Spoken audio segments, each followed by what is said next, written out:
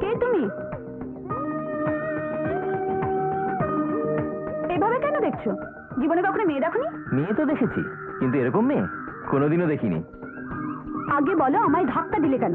আমি ধাক্কা দিয়েছি না, তুমি এসে ঘাড়ে পড়লে? বিজলির খেয়ে কাজ নেই না? আমাদের কোনো কাজ নেই তো যে একবার গিয়ে ধাক্কা খাবো। আচ্ছা, শহর থেকে এসেছো তাই না? ভালোই জানি শহরে লোকে কমই মেয়ে দেখলেই কেমন একটা যেন হয়ে যায়।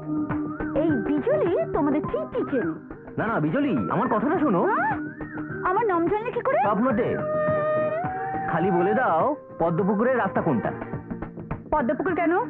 আমি সেখানকার পঞ্চায়েত অফিসার হয়ে যাচ্ছি। আচ্ছা, রঘুপতি সেখানকার জমিদার না? ঘরে এখনো পৌঁছলো না, চলে নাকি মাথা টিকে গেল। গ্রামে পৌঁছানোর আগেই জমিদারের খোঁজ, চামচিগিরি করবে নিশ্চয়ই।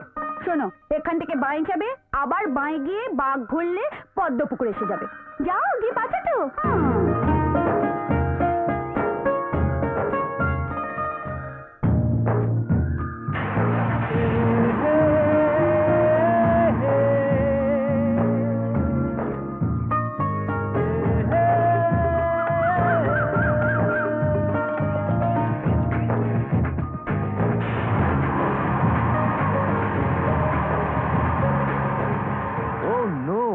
ঘুরে ফিরে সেই একই জায়গায়।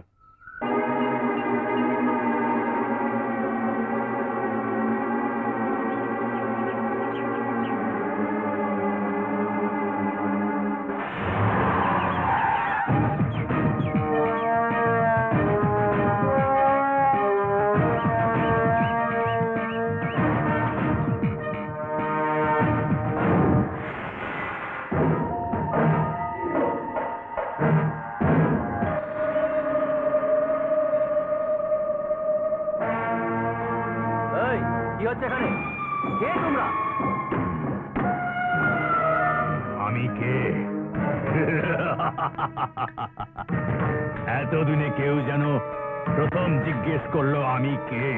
আমি কে? আবে আমি কে সেটা পরে বলবো। আবে বাঘা, ওকে বল না সে কে। বলবো, অবশ্যই বলবো। আমি এখানকার পঞ্চায়েত অফিসার। পঞ্চায়েত অফিসার? আবে তোর এখানে কি কাজ? যা যা গিয়ে প্রথম রঘুপতির সঙ্গে দেখা কর, তাকে বল আমি এখানে জয়েন করেছি। আর সে যদি খুশি হয়ে যায়, টেলি শহরে গিয়ে তার জন্য মার্কেটিং করবি। আর মার্কেট থেকে ফেরার পথে আমার জন্য মদের বোতল নিয়ে আসবি। আর একটা কথা মনে রাখ, টেলি সন্ধ্যাবেলা এখানে এসে আমায় নমস্কার করে যাবি তুই, বুঝলি? নমস্কার খালি তোকে নয়, তোদের সবাইকে করব। আর এমন নমস্কার করব সারা জীবন আমার নমস্কার কেউ ভুলবি না। যা বেরো এখন। Get out. শালা আমাকে বলছে গেট আউট।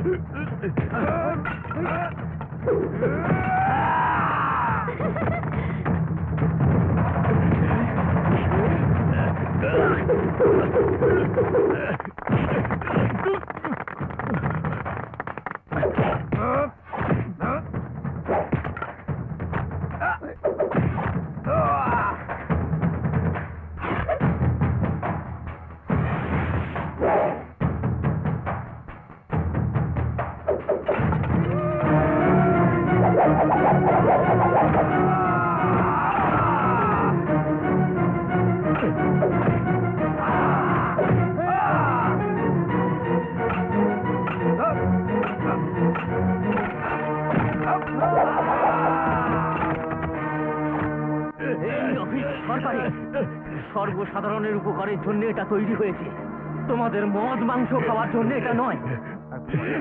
আমি সব শুনেছি, এই মানুষদের অবস্থা দেখে আমি সব জানতে পেরেছি। একটা কথা মনে রাখো, সব রাতের সকাল আছে। তোমরা যে অন্ধকারের জাল বিছিয়েছো, সেই জাল কেটে আমি নতুন সূর্য এনে দেবো। যা তো রঘুপতিকে বলকে যা। ওঠ।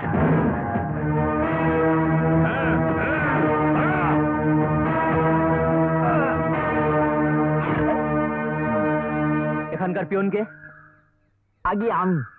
লাগেজ নিয়ে কোয়ার্টারে রাখো। আচ্ছা। চল হীরা।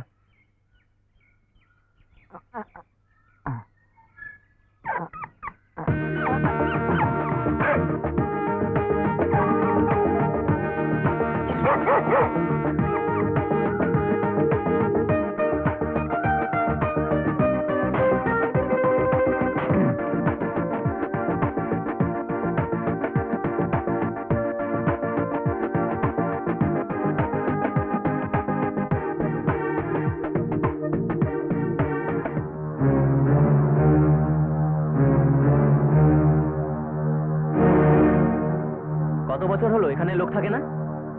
থাকে বাবু, গ্রামে যাত্রাপাতি এলে ফিমেল আর্টিস্টরা থাকে। আর যে অফিসাররা আসেন তারা রঘুপতির দেওয়া ঘরে থাকে। রঘুপতির বাড়িতে থাকে? So funny. সবই তার কথাই চলে বাবু। তোমার এখানে কি দরকার? আবার কি ভুল রাস্তা দেখিয়ে দিতে এসেছো? না বাবু, সেই সময় ভেবেছিলাম এর আগে যে বাবুরা এসেছিলেন আপনিও তাদের মতো ওই রাক্ষসের কাছে বিক্রি হয়ে যাবেন, কিন্তু আপনি তেমন নন। তবে বাবু, এই যে লোকটা আপনাকে মোটেই ছাড়বে না, বদলা নেবার চেষ্টা করবে।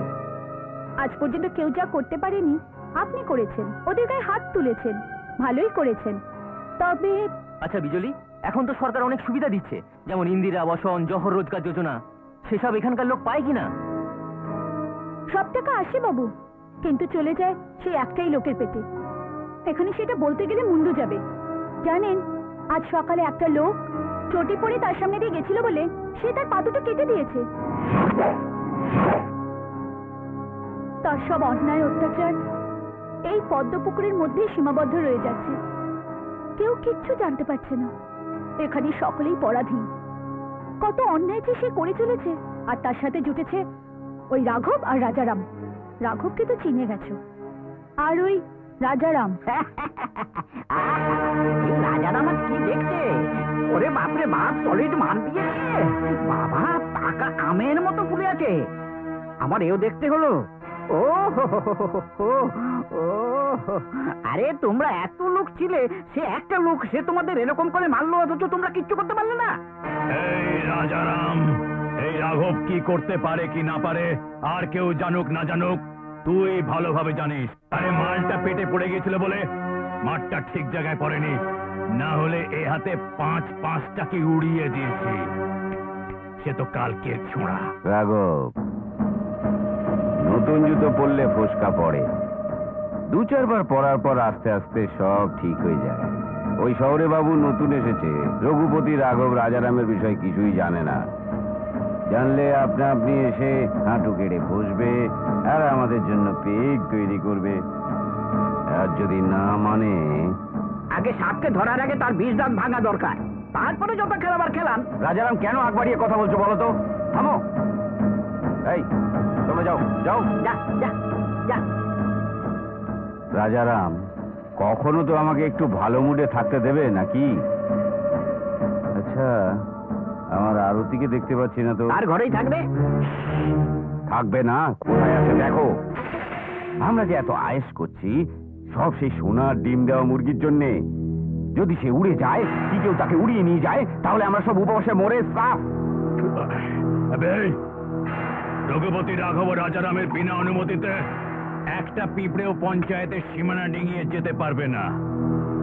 আর সে তো সোনার খাঁচায়, সে জানে 1 পা বাড়ালে 100 কাটা পায়ে ফুটবার অপেক্ষায় আছে। আগে সে কাজ আমার উপর ছেড়ে দে।